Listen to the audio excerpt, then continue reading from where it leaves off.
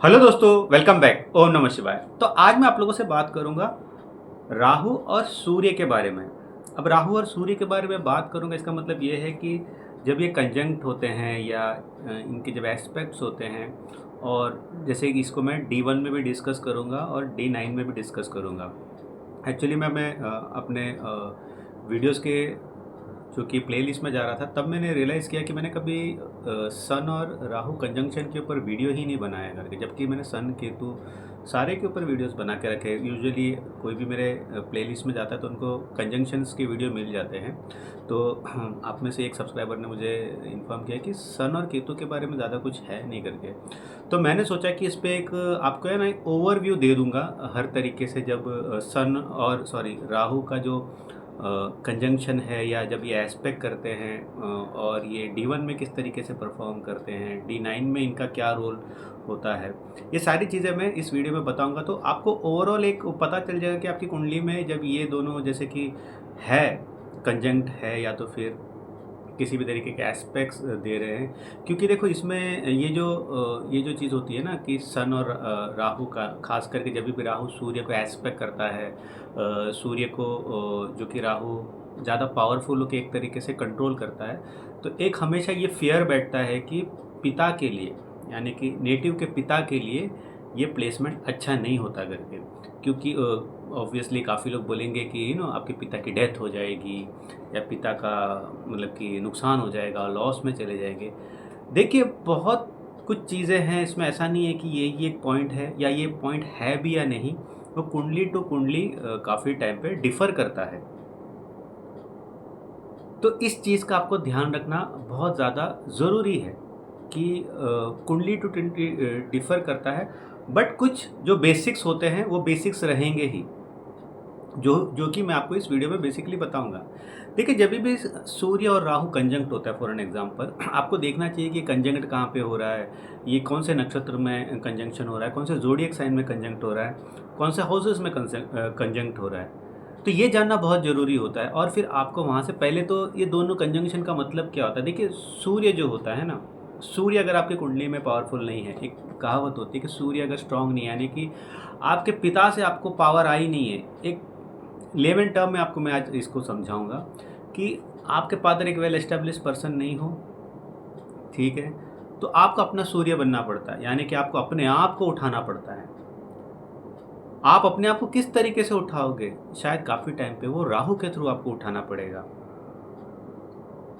आप एक ऐसे एम्बिशियस पर्सन हो जिसे लाइफ में पैसे कमाने हैं, जिसे लाइफ में एक पुश चाहिए। अपने पिता को देख के हमेशा काफ़ी लोग होते हैं कि उन्हें ऐसा लगता है कि क्या फेलियर इंसान है ये, मतलब कि इन्होंने कभी ड्राइव नहीं किया ज़िंदगी में। क्योंकि मुझे याद है कंसल्टेशन किया था जहाँ पे वो पर्सन अपने पिता से बहुत नाराज़ था कि मेरे फादर गवर्नमेंट के इतने अच्छे पोजीशन पे थे, बट उसने उन्होंने कभी ब्राइब नहीं लिया, ईमानदारी की रोटी खाई।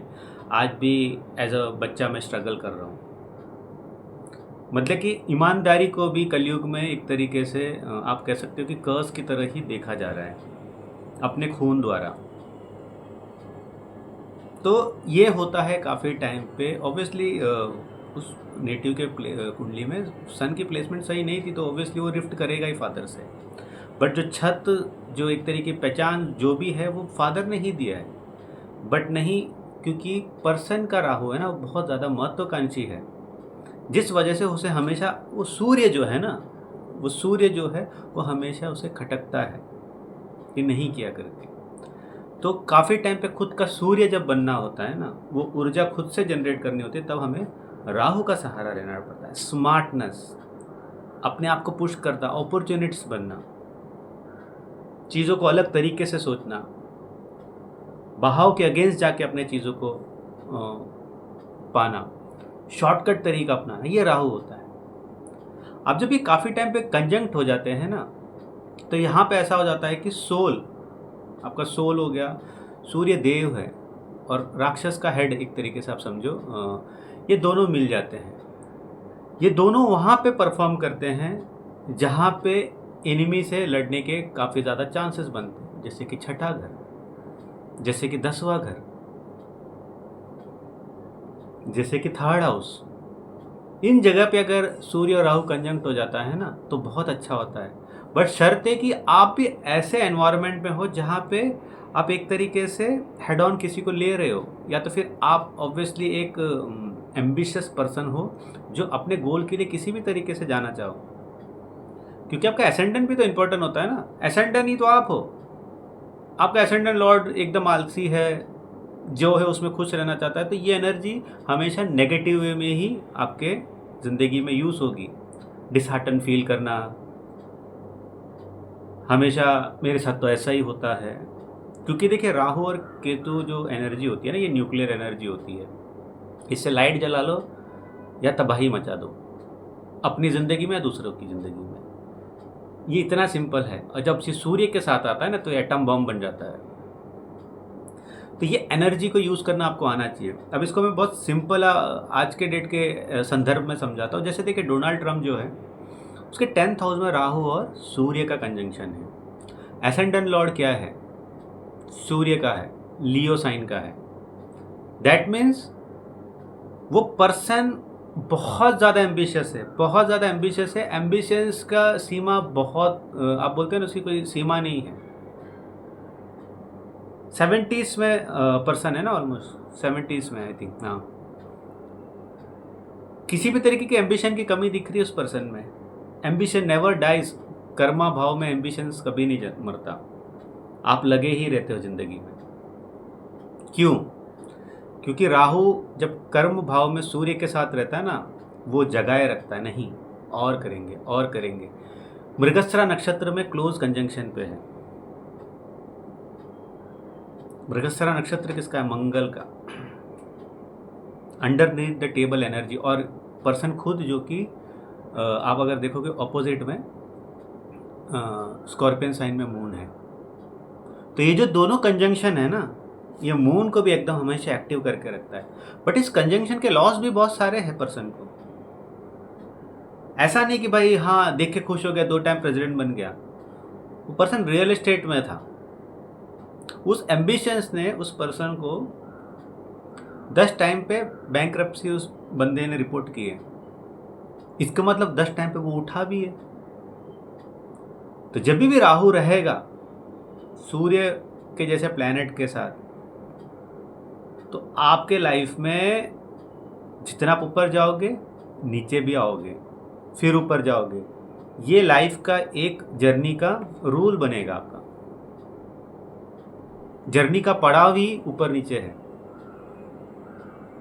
वहीं हम जैसे राहु शुक्र के साथ होता है तो शायद वो पड़ाव नीचे की तरफ जाते हुए कम दिखता है, क्योंकि वहाँ मैनेजेबल होता है चीज़ें। राहु और शुक्र एक दूसरे को सपोर्ट करते हैं। बट जब सूर्य और राहु कंजंक्ट हो जाते हैं ना, एनिमीज आएंगे, हराएंगे, आप फिर लड़ोगे, जीतोगे। ये चलता ही रहता है। प्रेसिडेंट बना, हारा, फिर बना। तो इस तरीके से होता है। जो आदमी राहु और सूर्य के कंजंक्शन से एम्बिशियस नहीं होगा ना, वो खुद की बर्बादी का ही कारक होता है। यहाँ पे भी दूसरी चीज़, हम काफ़ी टाइम पे बोलते हैं कि राहु और सूर्य का कंजंक्शन हो रहा है। राहु और सूर्य का कंजंक्शन पिताजी के लिए अच्छा नहीं होता। पिताजी के लिए अच्छा काफ़ी टाइम पे बोलते हैं। काफ़ी टाइम पे अब ये जैसे डोनाल्ड ट्रंप का ही देख लो। पिताजी एक बहुत सक्सेसफुल बिजनेसमैन थे, बट उस पर्सन को बेटे ने ओवर शैडो कर दिया। डोनाल्ड ट्रंप का जो बाप था ना, बहुत बड़ा आदमी था, बट उसको ओवर शैडो कर दिया। यानी कि ये जो राहु का शैडो है ना, वो सूर्य पे वैसा नहीं हुआ। वो सक्सेस से ये किया है उसने एक तरीके से। हाँ, अगर यही अगर आप 9वें घर में हो या 8वें घर में, तब हम बोल सकते हैं कि हाँ बिकॉज ऑफ आपका ये प्लेसमेंट कुंडली में है तो फादर्स को कुछ इश्यूज हुए। वो भी आपका राहु एक्टिव होना चाहिए। जब राहु की महादशा आएगी या राहु अंतरदशा में रहेगा, अब उसमें एक्टिवेशन भी होने के लिए क्या आप अपने पिताजी से दूर रहते हो? आप आपके पिताजी रहते गुजरात में, आप रह रहे हो बेंगलोर में, कोई इशू नहीं है, कोई इशू नहीं होता है। हाँ, 12th हाउस में तो हम कह सकते हैं जिसका भी राहु और सूर्य का कंजंक्शन 12वें घर में होता है, अपने दूर घर के दूर ही जाके फेमस होगा। जितना घर पे रहेगा उतना उसको लोग बोलेंगे कि ये कुछ काम का नहीं है। उसके जो नेबर सराउंडिंग्स वाले बोलेंगे इससे कुछ होगा नहीं। आप बहुत कुछ आपके दिमाग में होगा कि मैं ये कर लूँगा, वो कर लूँगा। आप देखोगे कि काफ़ी टाइम पे आप उस चीज़ को कर ही नहीं पा रहे हो, उस चीज़ को कर ही नहीं पा रहे हो। और होता है ना कि people will not remember what your goals were, but what you achieved. वो वाला सिचुएशन क्रिएट हो जाता है। लोग बोलेंगे अरे तू तो बोल रहा था ये करने वाला है, किया नहीं। और आपको लगे कि यार क्यों नहीं हुआ। काफ़ी टाइम पे जब भी राहु 12वें घर में रहता है या सूर्य के साथ ही 12वें घर में जाता है ना, देखिए सूर्य का एक रूल रहता है, आप घर से दूर ही अपना नाम रोशन करोगे, ये बात याद रखना आप। तो ये सारी चीज़ों का आपको ध्यान रखना जरूरी होता है। राहु सूर्य के साथ एसेंडेंट में काफ़ी टाइम पे ख्याली पुलाव पकाता है, रियलिटी चेक है ही नहीं उसको, अनटिल एंड अनलेस अगर कोई एग्जॉल्टेड प्लैनेट D1 के एसेंडेंट को एस्पेक्ट ना कर रहा हो, या जुपिटर ही वहाँ पे एक तरीके से अपने एस्पेक्ट या वहाँ पे इन दोनों के साथ ही कंजंक्ट होकर बैठ जाए, तब तो ठीक है कि ट्रैक पे आ जाएगा पर्सन। कोई ना कोई प्लैनेट कहीं ना कहीं एक प्रॉपर नॉर्मल न्यूट्रल वे में तो एस्पेक्ट कर दे, तब तो ठीक है। अदरवाइज वो अपने ही एक उसमें जोन में रहता है। एक तो ये कंजंक्शन का मेन ये है कि पर्सन अपने ही जोन में रहता है। खास करके देखिए आत्माकार का बन जाता है सूर्य, राहु के साथ कंजंक्ट हो जाएगा, वो अपनी एक पैरेलल दुनिया में रहता है।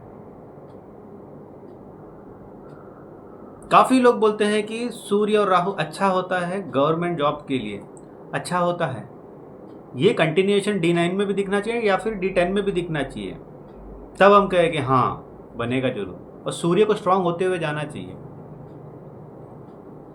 5th house, 7th house, 9th house, 10th house, 1st house, 6th house, ये सब जगह पे सूर्य राहु के साथ कंजंक्ट रहेगा, फायर साइन में रहेगा खास करके, या even in some cases land sign में रहेगा, जैसे कि टॉरस साइन में ही ये दोनों रह रहे। बट अगर वहाँ पे कृतिका नक्षत्र में है सूर्य और राहु भी साथ में ही कंजंक्ट है, तो हम बोल सकते हैं कि strong chance of government jobs.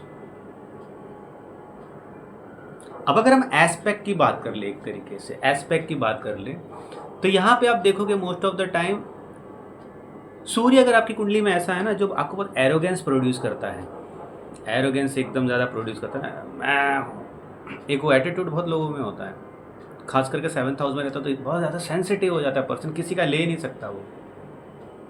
और वहीं पे अगर राहु एस्पेक्ट कर दे ना तो वो मेलो डाउन हो जाता है। अब वो मेलो डाउन बट बहुत नेगेटिव वे में होता है, जहाँ पे केतु आपको पूरा कंप्लीटली आपका ईगो कट ऑफ कर देगा, आपको ऐसे कोई ट्रेड्स पे भेज देगा जहाँ पे आपको अभी कुछ मतलब नहीं है, यार बोलना है तो बोल लो, मेरे को कुछ लेना देना नहीं है, ठीक है मैं गंदा इंसान हूँ, आपने बोल दिया मैंने मान लिया। बट राहु जब एस्पेक्ट करता है ना सूर्य को, तो ये बहुत पेनफुल होता है एक तरीके से। आदमी बहुत ज़्यादा ग्रजेस पालने लग जाता है, मेरे को बोल दिया कैसे, मतलब कि third for an example 7th house में सूर्य है, 3rd हाउस से राहु का एस्पेक्ट हो रहा है, for an example 5th aspect हो रहा है, तो हमेशा से वो जैसे कि किसी ने आपको डिसरिस्पेक्ट किया, आपको बोलते हैं ना कि आप बहुत सेंसिटिव पर्सन हो, आपको दिल दुखा दिया, आप एक मौके की तलाश रहोगे कि उसको है ना मतलब जवाब दे के दे दूँ, मैं जवाब दे दूँ, या तो बहुत हद तक तो मैं ऐसा कुछ कर ही दूँ, उतना पर्सन में इश्यूज आ जाते हैं। ऑब्वियसली वहाँ पे तब राहु के साथ मरकुरी या किसी भी तरीके से मरकुरी का लेन देन नहीं होना चाहिए राहु के साथ, क्योंकि फिर पर्सन रिवेंज में बोलते हैं ना कि बेसिकली हर्ट कर सकता है सामने वाले पर्सन को। तो हमेशा इस चीज़ को याद रखें कि जब भी आप ऊपर गए आपकी ज़िंदगी में, आप कभी भी ऊपर गए, सूर्य अकेला है बट राहु का एस्पेक्ट है उसके ऊपर, आप ऊपर गए, अच्छे वे में ऊपर गए, राहु जब भी एनर्जी पाएगा यानी कि अंतरदशा के थ्रू या महादशा के थ्रू, वो सूर्य को हैम्पर करने की कोशिश करेगा। कैसे हैम्पर करेगा? थ्रू आपका सेल्फ एस्टीम, मोरल डाउन करके, आपके एक सोसाइटी में अच्छा नाम है तो बदनाम करके, उस तरीके से करेगा। बट ये शॉर्ट लिफ्ट रहता है, शॉर्ट टाइम रहता है, उसके बाद फिर वो ठीक हो जाता है। ऐसा नहीं कि राहु की महादशा शुरू हो गई तो भाई गए 16 साल के लिए चले गए, मतलब कि अब ख़त्म हो गया, ऐसा भी नहीं है। अब अगर इसको मैं नवमांश में लेके जाऊँ बेसिकली, तो अगर देखिए नवमांश में राहु और सूर्य का कंजंक्शन होता है, तो यहाँ पे काफ़ी टाइम पे आप देखोगे कि आपका एक पॉलिटिकल आइडियोलॉजी बिल्ड होता है। यानी कि एक होता है ना, हम हमारे 30s में रहते हैं, 20s में रहते हैं, केयर फ्री रहते हैं, अरे दुनिया में क्या हो रहा है, कौन इलेक्शन जीत रहा है, मैं क्यों वोट देने जाऊँ, मेरा कौन सा घर में बिजली जा रही है, ये एटीट्यूड काफ़ी टाइम पे रहता है। बट जब ये जैसे कंजंक्ट हो गया फॉर एन एग्जांपल D9 में, तो ये शो करता है काफ़ी टाइम पे कि आपका एक पॉलिटिकल व्यू पॉइंट आएगा, स्ट्रॉन्ग पॉलिटिकल व्यू पॉइंट आएगा। दूसरी चीज़ है, अब हम मैरिज को भी देखते हैं D9 से, आपके इनर सेल्फ को भी देखते हैं D9 से। देखो D9 आपका इनर सेल्फ है एक तरीके से, ऐसा नहीं है कि भाई मैरिज के बाद ही वो हो रहा है करके, क्योंकि जब आप बॉर्न होते हैं ना तभी D9 का चार्ट भी बन गया ना। तो आपका एक जैसे कि हम साउथ में कहते हैं कि किसी को अंदर से जानना हो ना, उसका D9 देख लो, what a true person he is. आप D9 से देख लो, पता चल जाएगा। देखिए इसमें मैंने आपको है ना वीडियो भी बनाया हुआ है, आपको मेरे चैनल पे मिल जाएगा कि real face of a person, ऐसा ही कुछ मैंने उसमें टाइटल दिया हुआ था, थ्रू नवमांश।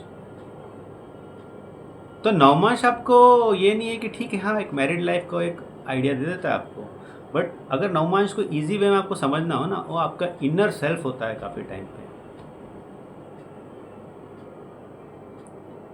तो जब सूर्य और राहु कंजंक्ट हो जाता है ना, तो ये एक चीज़ काफ़ी टाइम पे कंफर्म करता है कि अगर, अभी इसका मैं बहुत अच्छे एग्जांपल से समझाता हूँ। D1 में सूर्य राहु का कंजंक्शन नहीं हो रहा है, हम चलो एसेंडेंट कैंसर साइन है, यानी कि थोड़ा दयालु पर्सन है, वो पुष्या नक्षत्र है एसेंडेंट, ठीक है, बहुत दयालु पर्सन है, सबके लिए करता है। बट अगर हम देखते हैं कि D9 में राहु के साथ सन कंजंक्ट हो गया, दैट मीन्स उसके अंदर एक बहुत बड़ा ईगो वाला पर्सन भी है, जो ज़्यादा डिस्प्ले में नहीं आता है, वो सल्क बहुत करने वाला पर्सन है, उसको छोटी छोटी बातों में वो एकदम से दिल पे लेने वाला पर्सन है। बट उसका D1 ऐसा है जो ज़्यादा उसको आउटकम होने नहीं देता, वो ज़्यादा दिखता नहीं है काफ़ी टाइम पे। फॉर एग्जांपल, आपका एसेंडेंट लॉर्ड अगर उच्च का हो जाए, यानी कि 11th हाउस में बैठेगा, वो टॉरस साइन में, कैंसर साइन का है मून, तो उस चीज़ को है ना वो अच्छे से कंट्रोल करके रख सकता है अपने साथ, तो दिखाएगा नहीं आपको। तो सूर्य और राहु जब भी कंजंक्ट नवमांश में होता है ना, that person can be very, आप कह सकते हो कि ट्रिकी पर्सन। ये नायक मूवी देखा आप लोग ने, सबने देखा होगा, उसमें अमरीश पुरी का एक नेचर है कि जब उसको एक दिन का CM बना देता है, तो पहले वो बहुत नॉर्मल रहता है, बट अंदर से वो बहुत जलता है। फिर ऑब्वियसली तो अनिल कपूर को मारने की कोशिश करता है, उसकी फैमिली को भी मार देता है। तो ऑब्वियसली पर्सन इतना बुरा नहीं होता है, बट एक ये एग्जाम्पल से समझा रहे कि अंदर से उतना सल्क करने लग जाता है। तो हमेशा एक पर्सन कितना अच्छा है या कितना बुरा है, उसको समझना है ना आपको, सूर्य को हमेशा देखना ज़रूरी होती है। सूर्य का कंडीशन नवमांश में देखना ज़रूरी होता है। हम usually obviously Venus and Jupiter को बहुत ज़्यादा नवमांश में देखते हैं, क्योंकि वो खुशी के कारक होते हैं। बट जो हमारा ईगो का कारक होता है ना, क्योंकि देखो मैरिज में सबसे बड़ी चीज़ क्या होती है लाइफ में, मैरिज में ईगो। मैरिज में अगर दोनों पार्टनर ने ईगो छोड़ दिया ना, वो उससे अच्छा मैरिज नहीं हो सकता। भले ही वो लोग एक एवरेज लाइफ जी रहे हो ना, दोनों ने ईगो छोड़ दिया ना, वो बेस्ट मैरिज होती है। यही वो पोजीशन है मून और राहु का। जब भी मैन अच्छा करता है ना लाइफ में, उसमें अल्फा वाला फील आ जाता है, अब मैं कुछ भी कर सकता हूँ उस दुनिया में, मैं अफेयर भी कर लूँगा, मेरा जो मन करता है मैं वो करूँगा, वाइफ ज़्यादा बोलती है तो 2-4 उसको मैं लगा भी दूँगा। ये वाला नेचर काफ़ी टाइम पे डेवलप होता है। बट अगेन, क्या इसको जुपिटर किसी तरीके से एस्पेक्ट कर रहा है? क्या कोई भी प्लैनेट एक्सॉल्ट होकर, जैसे अगर सैटर्न, अब इसमें कट कहाँ आता है कि ये एक्सट्रीम लेवल पे जाएगा कि एक नॉर्मल लेवल पे रहेगा? सैटर्न की पोजीशन देखना ज़रूरी होता है। क्या सैटर्न इन दोनों को देख रहा है, एस्पेक्ट कर रहा है, तब ये मेलो डाउन हो जाएगा, पर्सन कंट्रोल में आ जाएगा। अगर यही लियो साइन में हो रहा है तो ऑब्वियसली गवर्नमेंट में जाने के, पॉलिटिक्स में जाने के बहुत अच्छे चांसेस बना रहा है। ओवरऑल आपकी कुंडली ऐसी है तो बहुत अच्छा इजी चांस बनाता है गवर्नमेंट नेता बनने के, हायर अथॉरिटी में जाने की। ये दो कंजंक्शन बड़े पोजीशन पर जाने के लिए बहुत अच्छा है। इंडिविजुअल को बहुत ऊपर लेके जाने के लिए अच्छा है, क्योंकि देखिए ऊपर कौन जाता है? जो बहुत बड़े गोल्स रखता है अपने ज़िंदगी में और उस पे काम करता है। राहु वो चीज़ है ना कि वो कभी भी गोल्स रख दे ना, अब सूर्य के साथ है, सूर्य के साथ है तो वो खुद एक सूर्य बन रहा है यहाँ पे। तो वो सोचता है कि एनर्जी तो है इतनी बड़ी, कोई भी एम्बिशियस चीज़ों को, राजा ही तो है मेरे साथ, कोई भी एम्बिशियस चीज़ को मैं पा सकता हूँ। हमने नहीं देखा ऑफिस में अगर बॉस साथ हो जाए आपके, तब तो फिर आप अपने से बॉस के थ्रू ऑफिस को हिलाते हो।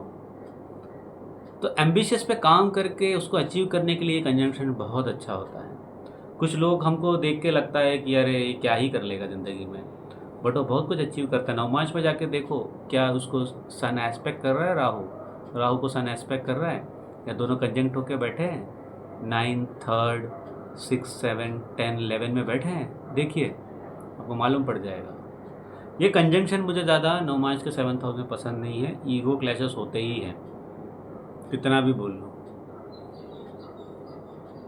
अब उसमें एक ही है कि भाई जुपिटर कहीं से एग्जॉल्ट हो जाए, सैटर्न कहीं से एग्जॉल्ट होकर इसको देख ले, तब तो नॉर्मलाइज हो जाता है, अदरवाइज ये इश्यूज देते ही। तो ये देखिए मैंने आपको मोटा मोटी समझाया है कि राहु और सूर्य का जब कंजंक्शन होता है, एस्पेक्ट होता है, D1 से लेकर D9 में कैसा रिजल्ट देता है करके। तो अगले वीडियो तक मुझे इजाज़त दीजिए, अच्छा लगा तो ज़रूर लाइक कीजिए, और आप इतने आपको जिसको भी कंसल्ट करना है व्हाट्सअप नंबर मैंने दिया, वहाँ जाके आप उससे किस तरीके से कंसल्टेशन ले सकते हो, पूछ सकते हैं, मैं आपको बताऊँगा। बाय।